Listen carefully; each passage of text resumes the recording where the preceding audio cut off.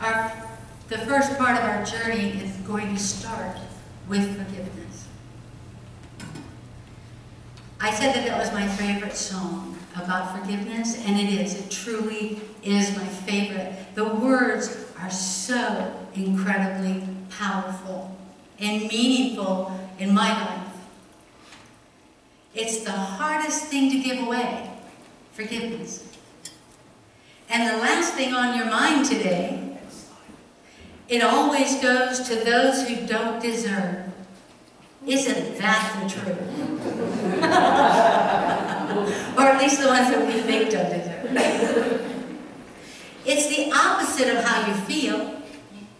When the pain they cause is just too real. Takes everything you have to say the word. Forgiveness. It flies in the face of all your pride. It moves away the mad inside. It's always anger's own worst enemy. Even when the jury and the judge say you have a right to hold a grudge, it's the whisper in your ear that says, set it free. Forgiveness. It'll clear the bitterness away. Doesn't that even sound wonderful? It'll clear the bitterness away. It can even set a prisoner free. There is no end to what its power can do. So let it go and be amazed by what you see through eyes of grace. The prisoner that it really frees is you. Amen. Forgiveness. So let's take out a piece of paper. The first thing I want you to start writing immediately on your paper are the names of anyone that you are currently mad at or recently got mad at. You know, the holiday has a tendency to help bring that stuff up. Anyone you're angry with, anyone that you resent, anyone that you think has wronged you or know that has wronged you, that you're carrying that resentment around for, write it on the paper. Because I know that each and every one of you really do want to start the new year out free and clear with a clean energy.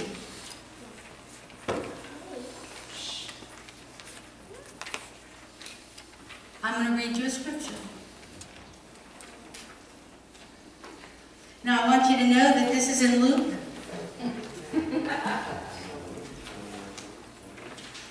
Luke chapter 7, verses 41 through 42.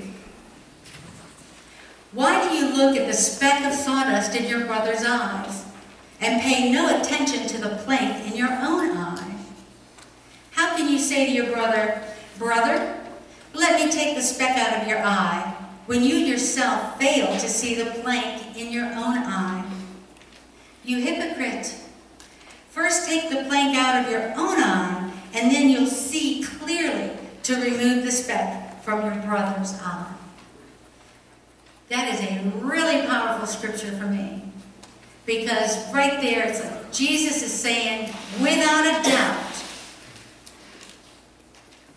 do not judge others unless you are fully clear with your own character defects, with your own issues, take your own inventory.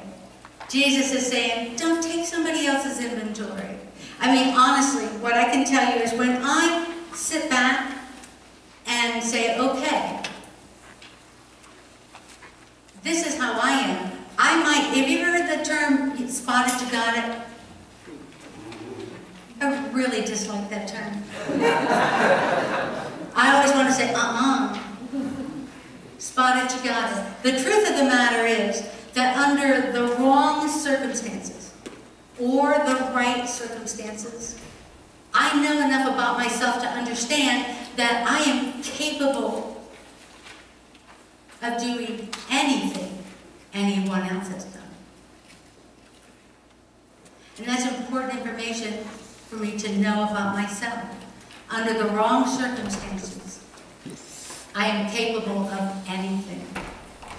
And when I sit back and take care of my own inventory and look at why I'm reacting to it or why I think I need to judge it, by the time I get through all that, I no longer am interested in trying to take the speck from my brother's eye. And I really kind of think Jesus had that in mind when he said that. Right? So, at this point on your purple paper, what I'd like you to write are any character defects. I heard a little giggle and a oh my. Any character defects that belong to you, not to your partner, not to your husband, not to your wife. Write those on your paper because we want to release those too. We want to release, anybody gossip too much? Probably not in this room. Anybody judge too much? Do you procrastinate?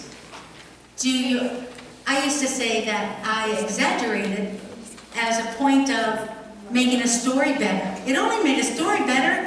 I colored it up by exaggerating a little bit. And then I was talking to some dear friends, and we were having a very, serious talk. And one of my friends said, I realize that when I exaggerate, I'm actually lying. Now I stepped back a little bit and I'm thinking, that's not true for me. I'm just making it a better story for about a nanosecond.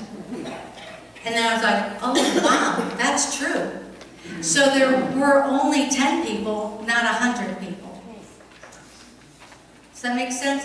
So that's a character defect I released a long time ago, and I try really hard not to over-exaggerate, although I do like a colorful story. So I have to still work on that. Anything that is in your life, in your behavior, in your thoughts, that you would like to release and not take with you into the new year, it goes on the purple sheet. Right? Let's sing that release. I release and I let go. Let the Spirit run my life.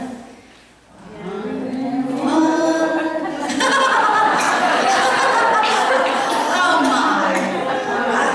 I am not part of the music team really for a reason, right? I just love music to death. Here we go. I release and I let go. I let the Spirit run my life, and my heart is open wide. Yes, I'm only here for God. No more struggle, no more strife. With our faith, I see the light. I am free in the Spirit. Yes, I'm only here for God. Yes, I'm only here for God. Yes, I'm only here for God. Yeah! Awesome. On that purple piece of paper goes anything, any person, any place or institution, idea, thought, behavior that stands between you and God. And you know what those are. Purple paper. Now at the end of the service, what we're going to do, we're all going to file out this side door and take our papers down to the fountain and drop them into the fire. Richard is tending a great fire for us out there, and we're going to let those things burn, burn, burn. Gone for 2018. So, now that we have our hearts open, we have our consciousness clear and clean. We're going to give ourselves the opportunity to be inspired for how we move forward in 2019. And we're going to do it with a white stone ceremony. The white stone was given to any Roman prisoner that was released after having done their time. In the Roman Empire, they would let a prisoner out with a white stone and a new name. And that allowed them to move freely throughout the Roman Empire without being accosted or bothered or, you know, you're no good, you need to be... No, they got a fresh start. The white stone represented a fresh start in their life. They had a new name and a white stone. So today we take our clean white stone, and everybody has one, right? A clean white stone. You're going to hold it in your hand while we meditate, which will happen in a few minutes. While you're meditating, at any time that you feel inspired with a word, a symbol, a picture, and don't be afraid if it looks like it's gibberish. Like, I've had people write down something they didn't understand at all, and then when they went and Googled it afterward, they realized it's a foreign word and exactly what it meant, and it was very pertinent in their life. I've also had many people write down words they have absolutely no idea, make no sense at all. And throughout the year, they realize exactly what that meant. And then there's also the people who think they know exactly what it means, and by the end of the year, or halfway through the year, or whatever, they realize it really didn't mean that at all. This is really what it meant in their life. Last year, my word was faith. And it has been a wonderful year of exploring my faith. You know, I don't know, but I think that you probably think, she has to explore her faith, but you guys are thinking. Yes, I do have to explore my faith. And I had so much opportunity this year to really grow in my foundation of what it is I truly believe. Like I tell you over and over again, I truly believe with every fiber of my being that no matter what happens, God uses it for good. No matter how much I think, ooh, I can't wait to see what God's going to do with that mess. God manages to do something with that mess. And it's a beautiful thing. So I'll also encourage you that if you already think you know what your word is, to release that as well. Give yourself the opportunity to experience the meditation and be inspired with a word, a symbol, a picture, a foreign word. Also, if you don't receive it today, that's perfectly okay as well. Take your white stone home with you, put it up on the windowsill above your sink, and it will come to you. One day you'll go, I know my word. And then you can write it on your stone. Okay? So at this time, I'm going to ask Tara if she'll come up. The crystal bowls are going to take us through that meditation. And at any time that you feel inspired, please write your word on your white stone. And if you feel like you need to write one on the front, write one on the back, write it along the edges, it's your white stone. And it's between you and God. So do not judge your own inspiration.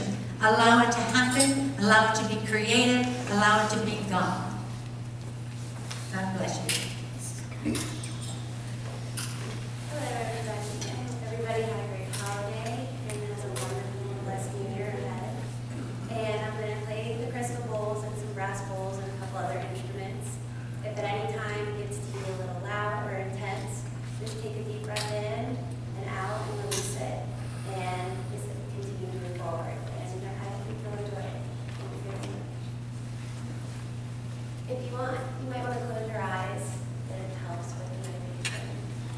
And just breathe in through your nose and out through your mouth. No, can't understand a word you're saying. Oh, I'm sorry. Please close your eyes and breathe in through your nose and out through your mouth. Close your eyes and breathe in through your nose and out through your mouth throughout the meditation. She's giving you instruction on meditation. If you'll close your eyes, get comfortable in your seat, breathe in deep and exhale long, in through the the nose and out through the mouth. And she said, if at any time it becomes a little loud or intense, breathe deeper. Try to shake it off and let it happen. Let it go. Is that it? Thank you. I'm sorry we didn't get to a microphone.